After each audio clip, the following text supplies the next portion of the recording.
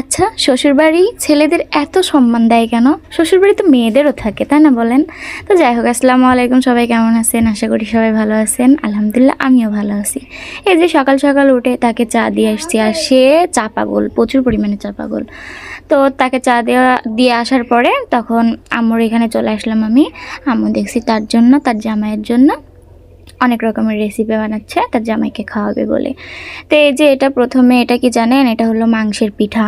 তো ওই যে দেখলাম না, এই যে এখানে আছে পেঁয়াজ দিয়ে, মরিচ দিয়ে, অনেক রকমের মশলা দিয়ে, তারপরে মাংস দিয়ে ভাজি ভাজি করা।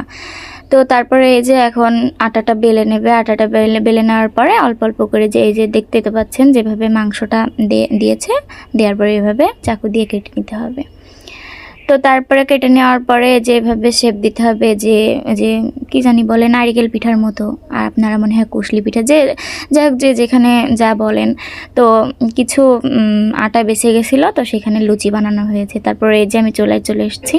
তারপর চুলায় চলে আসার পরে এই যে আস্তে আস্তে দিতে হবে, আর এটা লো হিটে ভাজতে হবে আস্তে আস্তে সুন্দরভাবে। তো দেখুন পিঠাটা কত সুন্দর লাগছে, অবশ্যই কমেন্ট করবেন পিঠাটা কীরকম লাগছে, আর কে কে খেয়েছেন অবশ্যই বলবেন।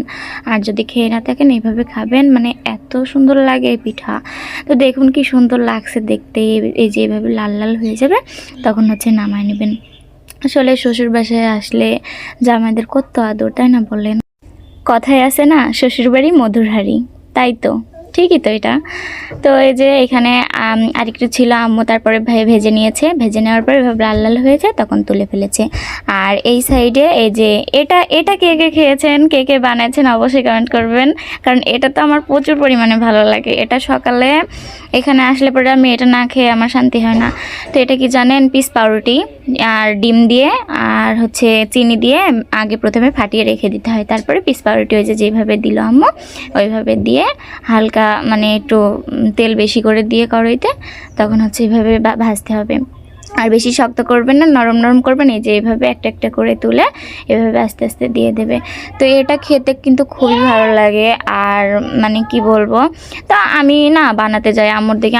আমার আম্মু না অনেক রকমের রেসিপি, আমার আম্মু অনেক রকমের খাবার তৈরি করতে পারে, বাট আমি পারি না, জানেন। আম্মুর দেখে দেখে, আমি তো এখানে বানাতাম না, আম্মু বানাতে আমি খাইতাম। তো আম্মু দেখে দেখে আমি আমার শ্বশুরবাসার ওই সাইডে বানাতে যাই, তা হয় না আমার, জানেন।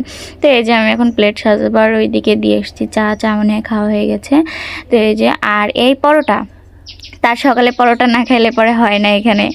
মন করেন সকালে কিচ্ছু খাবে না, এই পরোটা, দোকানের এই পরোটা নাকি তার খুবই পছন্দ। তাই আমার আব্বু সকালে উঠেই পরোটা নিয়ে চলে আসে। তো এই যে আমি খাচ্ছি, আর এই যে দেখাচ্ছি, দেখেন এত পরিমাণ নরম আর এত পরিমাণ সফট,